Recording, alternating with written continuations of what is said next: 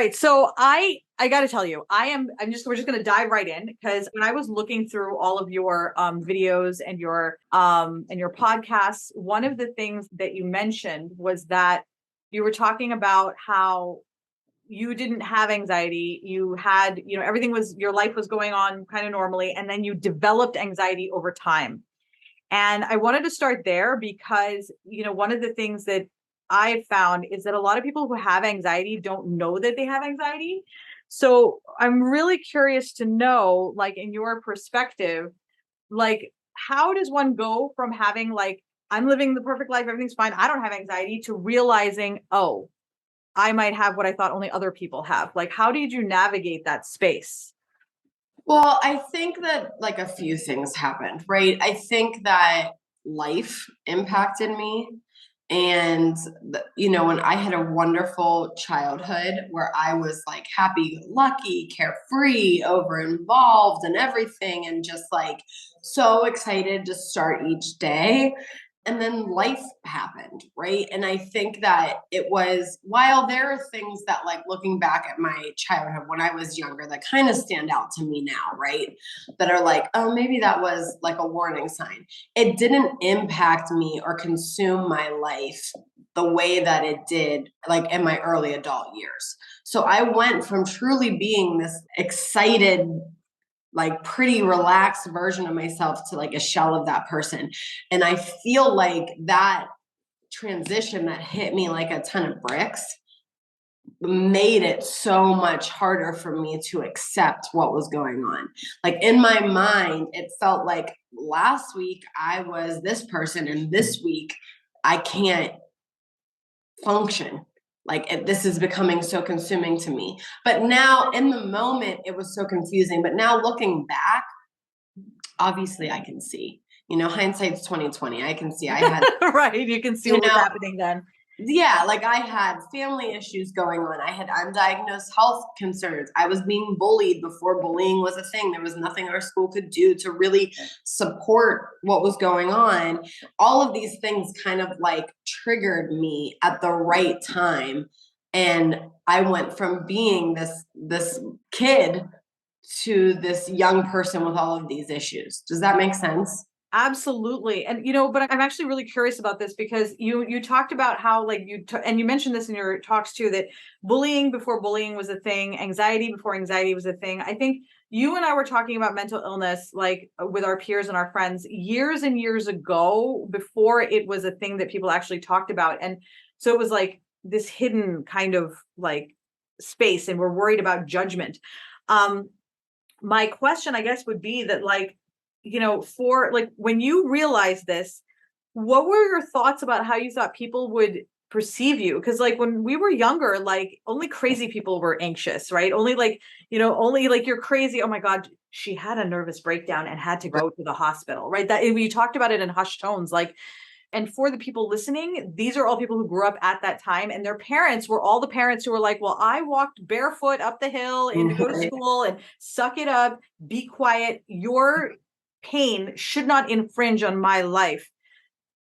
If you were, as somebody who went through all of those kinds of things, how do you talk when you're doing your speaking? How do you help people navigate that space of changing their perspective from I need to shut up and be quiet to I'm allowed to have a voice about my anxiety? Well, first of all, anybody that's listening, your voice matters, your story matters. You are no burden to anybody. And your family signed up for this the minute you were born. So let's start there. Your family, your parents, your siblings, that is what your family is there for. And I'm saying that from my own experience too. Okay, so now that that's out of the way the world perceives mental illness still is not in the correct light. When we were growing up, there was no light. So we've made progress, but not enough. And that can impact the way we talk about these things. Stigma impacted me, it plagued me. And it wasn't even necessarily that my parents were saying, don't talk about that. It was that my parents didn't even know what it was.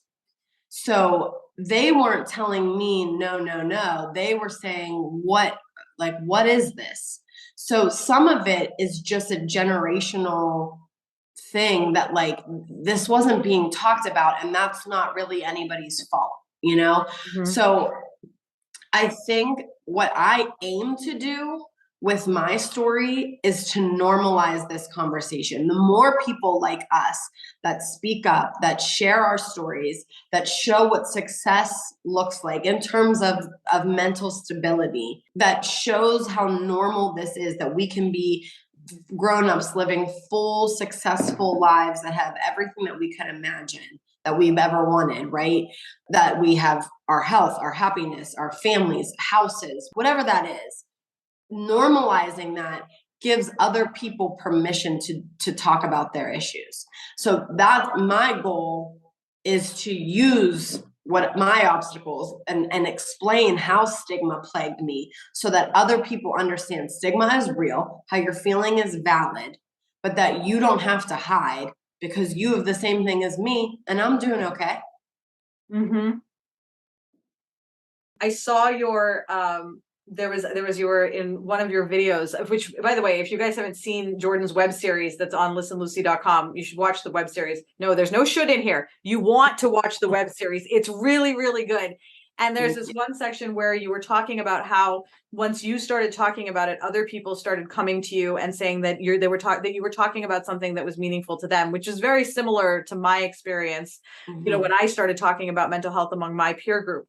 I from this, so like this was your passion, and you've turned this into, like, you have two businesses. You have Listen Lucy, which is your organization for combating bullying and mental health and promoting mental health. I'm going to have you do your one-liner because it's amazing.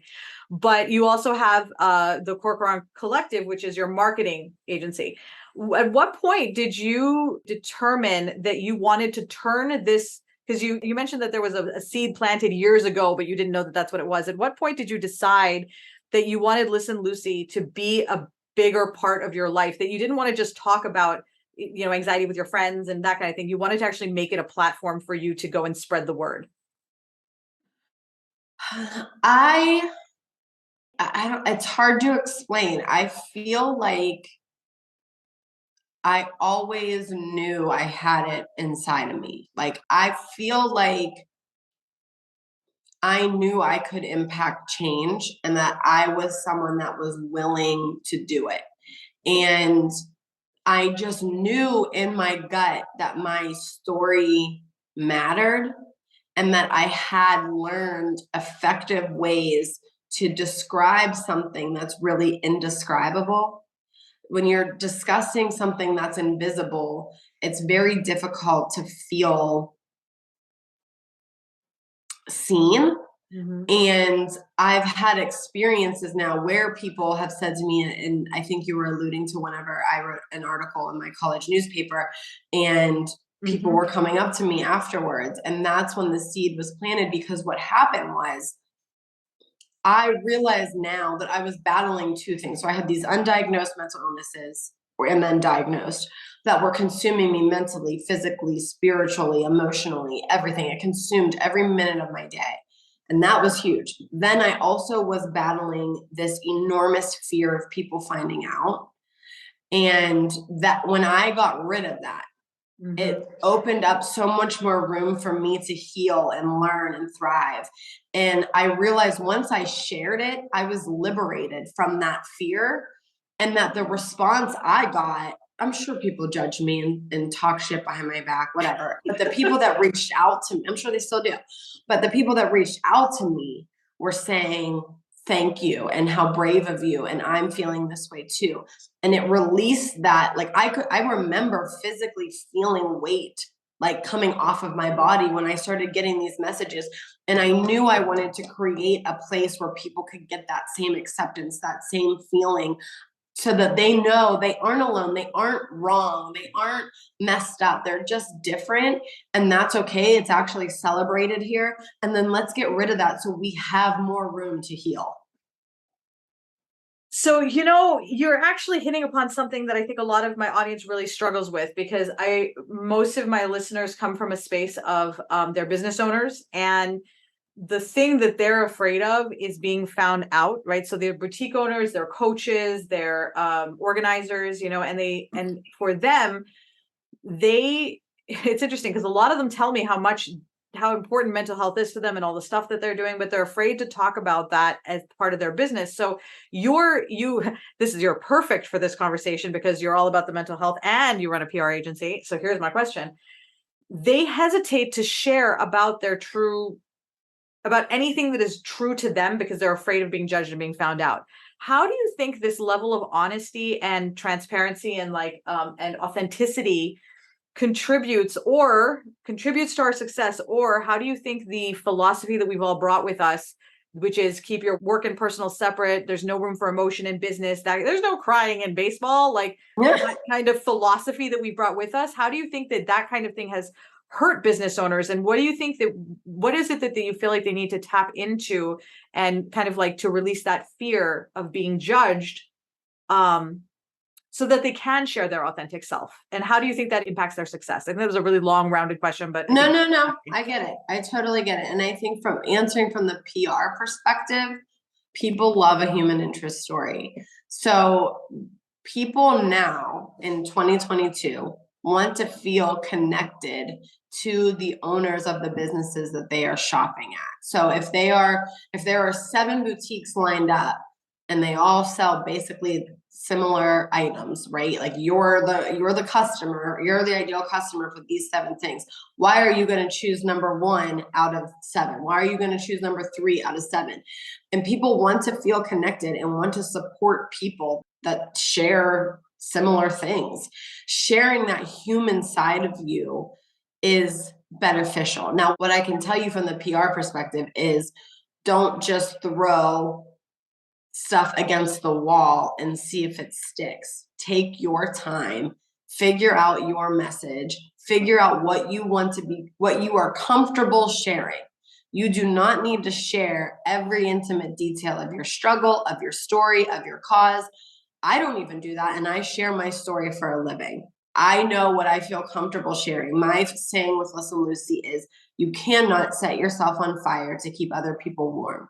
So you share what you're comfortable with to speak up and raise awareness for the causes that you believe in, but you do so strategically. Take your time, write it out, make sure that you get some other people's opinions that you respect, right? That have that eye.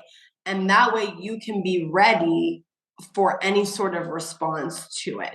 I don't subscribe to keep things separate in terms of I think you need business hours, so keep your life separate. Right. But I don't think showing who you are as a person is negative for your business. In fact, I've made 2 businesses based off of showing exactly who I am. And my mental illness has never kept anybody away from me because I can prove what I've accomplished in spite of, and more importantly, because of it. Would you argue that the people, because you mentioned that it's never kept anyone from coming to you, but I want to reframe and ask what you think about this. Would you say that it's made it so that the people that you don't want coming to you are not coming to you, right? So you're basically repelling so I actually want to ask this because this is actually a big question then is that, so for so many of us, we fear rejection, right? Because if you come from a place of trauma, because again, a lot of my listeners come from a place of trauma, a fear of rejection.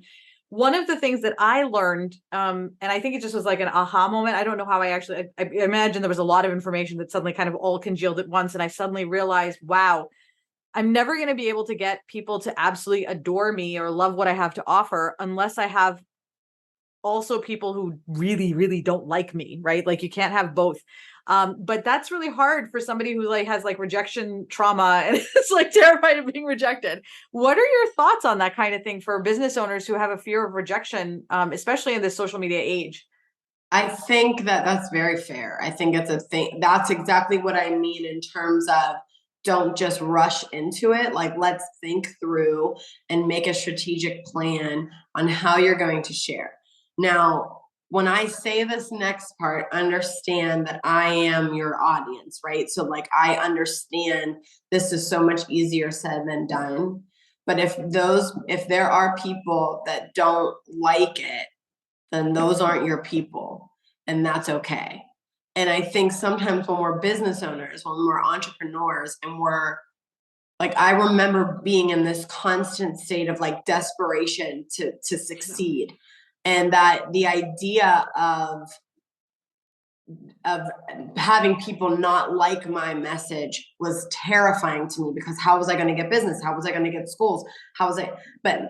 But now it's way more important for me, not only for my mental state to attract the right people, but also financially, because I do a better job if I'm working with people that are on the same page as me.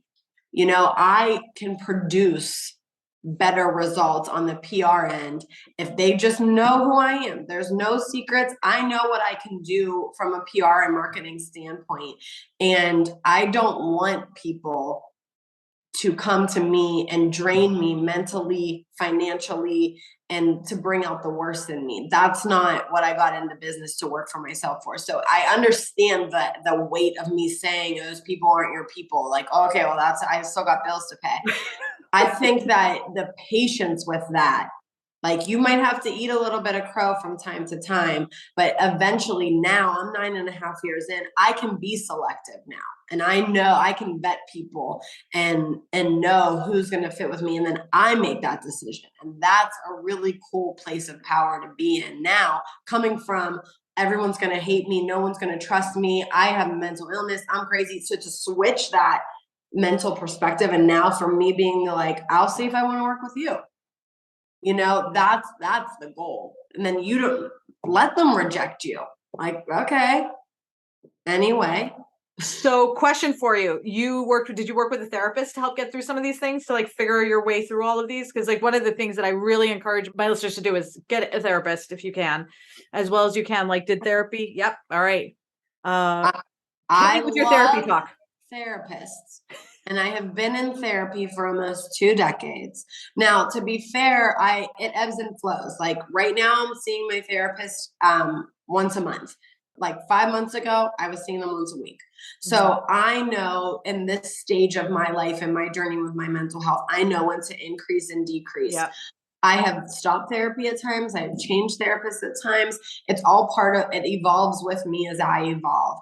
But I cannot express enough the importance of therapy, both and also it helps me professionally. Yes. Oh my God. I have found my therapist to be such a professional help that when people resist therapy, I'm like, why are you resisting something that your insurance will pay for that will help you make more money? Like literally, I mean, it's amazing. Especially when you're an entrepreneur, because your mental health, all of our mental health, and this takes away nothing from people that aren't entrepreneurs, but there's a different world, a different language we live in and speak whenever you're an entrepreneur. And the hit it takes on your spirit and in your mental health is severe.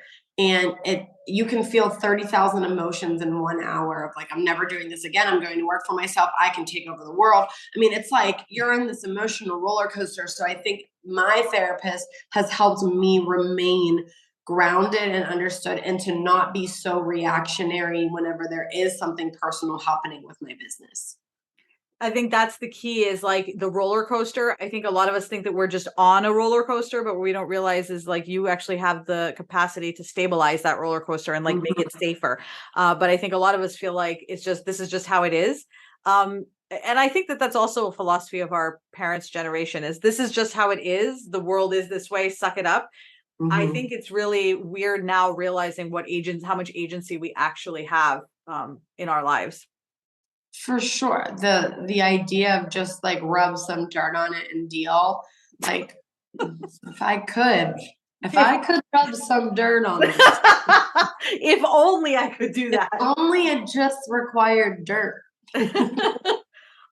So you mentioned earlier about you said, I can't remember exactly what it was, and it was a great segue into my next question. So we're talking about connecting with people. And now, in full disclosure, I'm a client of Jordan's, and she has been teaching me quite a bit. And when I first started to when I first came to you, I was like, I want to do this PR thing, and I want to, and I was really like balls to the wall, and we were going to rush through everything. And you had we had a conversation about like what are effective channels, where I'm at, so on and so forth. And one of the things that you and I came to together as part of our conversation was that most of you mentioned that a lot of people that you work with tend to come in with those same desires. I want to be in Forbes, I want to be in Marie Claire, I want to be in all these big places, right? But then when we talked and worked through it, we realized we wanted to go hyper local. So like really local in my area. And you said something to me, you said, I wish more people that I worked with wanted to go more local. I would love to hear, because my audience tends to be like, I want to get on Facebook and social media, and there's always like these big thoughts, but I have come to realize, and I need you to back me up with data here, because I just know this in my gut, that focusing on local and building your base is really important, but I can't explain why. Can you talk about that a little bit? Oh, I'd love to. First of all, I love local press. I love local press. And listen, not only have I secured that for my clients, local and national press, I've secured it for myself. So I can speak professionally and personally about how these things have impacted me and their ROI. So I've been featured on Forbes. I've been lucky enough to have a feature piece written about me, or I've been lucky enough, but I've also worked hard enough for that. Okay. So I've earned that, and I am so grateful. And they wrote a piece on my mental health advocacy. I've been featured in the local news. I don't even know how many times. I'm from Pittsburgh. I have an amazing relationship with the local news stations here, from blogs to news channels and everything in between. The return on my time, right? That my time being the investment, is the readership of local news is so much more engaged than those of Forbes, right? So, and I don't mean to call Forbes out. I mean like national. Forbes is fantastic. Big ones. Yeah, I just mean like the national press. So like anytime I'm on the news, a 3-minute snippet and local news to Pittsburgh, without a doubt, I get at least 2 to 5 requests for me to come and speak to a school. They see a local person that's doing good. They get a snippet of how I portray myself, what my tone is, how I carry myself professionally. And then they link my website. And people are very devoted to supporting people in their areas. So immediately my inbox gets hit with requests. So now I've made money on my time here. It's always worth my time to do local press. I was in Forbes. So that went out to how many more people? I got 1 request. So you see that, and they're not going to push you. Like if they're going to push me, and I don't mean I'm a nobody, but like a small name out of Pittsburgh or Kylie Jenner, the billionaire, they're putting their marketing funds, their efforts into promoting these celebrities, which makes sense. It's fair. It's no criticism to them, but your local stations are going to put that time and energy into you. And the viewership and the readership is so much more engaged and loyal. So please do not ever sleep on local press. If you get any opportunity, the answer is yes, you will do it. That is so that is like ridiculously helpful, because I think that like I know for sure that we have gotten away from that, and that like in terms of like small one-on-one like tiny businesses, and there's this belief that forget about the old way of doing things, it's all got to be social media. And I just have this feeling, and I'm like, can't explain it. I need people who know the science. So I appreciate that a lot, because that really does help to articulate why it always does so much better when I am local. So that is amazing. And I hope that everybody who is actually listening to this goes out and looks for their local press, their local relationship building opportunities, local networking. Jordan, before we go into the behind the scenes super exclusive stuff for the Patreon, I wanted to ask you one last question. So as a business owner, because you run your business, you run Listen Lucy, and you're a mental health advocate and speaker, how do you make sure that you are prioritizing your mental health and well-being as playing all of these roles? Amazing question. Well, first of all, it's a necessity, right? And I've been doing this a very long time. So if you're listening and struggling with this, know that that's okay. I struggled too early on in my career, on how to not burn the candle at both ends. And like I said, set myself on fire to keep other people warm. Now it's a necessity, right? I have a family. I have my own mental stability that absolutely needs my attention. So there are things that I need to do every single day, and no excuses, and I show up for myself. So I shower every single day.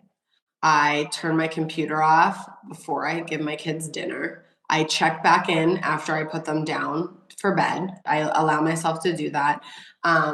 I exercise. My goal is, honestly, I try to exercise 4 to 5 times a week, but realistically, where I get to with 2 businesses and 2 kids is like 2 to 3 times a week. I get outside. I watch something funny at night with my husband. We eat dinner whenever we put our kids to sleep so that him and I can like actually converse and talk to each other. So I've set up these structures of how my lifestyle needs to be, and that I take those breaks that I wasn't allowing myself to have. On a bigger, like on a more coping technique level, I go to therapy. Like I said before, I was going once a week. Right now, I'm going once a month because that's where I feel like I am. I will up that if I need to. Exercise is one of those things. So I do my spin class twice a week. And setting those boundaries is really, really important for me. But only entrepreneurs know that setting those boundaries feels impossible. But I've learned that the place will not burn down if I do not answer an email in an hour. So those are the ways that I do. Now, on the Listen Lucy side, one of the boundaries that I've set for myself, which just might be an example for somebody, is that I do no more than 2 assemblies a day. I was packing in as many assemblies as I could, and I was so emotionally and mentally exhausted. Like I was like, I had to pull over at one point because I was driving home from Cleveland and felt like I couldn't keep my eyes open because I was so drained. So those are some of those like boundaries and limitations I've now set on for myself to protect myself. Oh my gosh. I actually have a lot of questions about this, but we're going to talk about this in the Patreon. So before we jump there, Jordan, if people want to work with you or they want to support Listen Lucy, how can they find you? ListenLucy.org is my website. My email is just Jordan at Listen Lucy. And then our social media is at Listen Lucy. For Corcoran Collective, it's the CorcoranCollective.com. And same with our social media at the Corcoran Collective. They're both linked to each other. So if you find me in one, you'll find me in the other. That is fabulous. Thank you so much. I cannot wait for this to get published. And like, it's going to be amazing. It's going to make such a difference. All right, guys, if you want to hear all the questions that I have about Jordan's self-care routines, then come join me in the Patreon at Manessa.com/Patreon.